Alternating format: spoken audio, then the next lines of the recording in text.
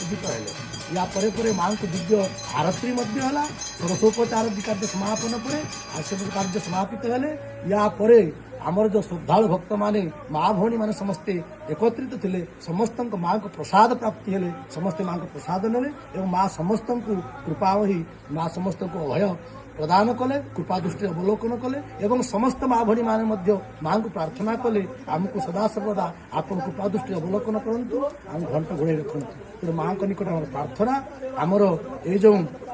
गिरी परिवार अच्छी एवं जो गुहालडंगर समस्त परिवार समस्ते सुखरे रुहतु ये देश मत सुखरे रहू समस्त प्रकार महामारी विदूरित हो जाऊ समस्ते आनंद रुहतु सर्वे हंतु सुखिन सर्वे सन्तु निरामया यही बाणी को प्रचार प्रसार करने माँ निकट आज आम प्रार्थना कलु एवं माँ को प्रार्थना कलु समस्त को सुखरे रखु जय माँ भगवती अपर नामा तारिणी नमो नमः।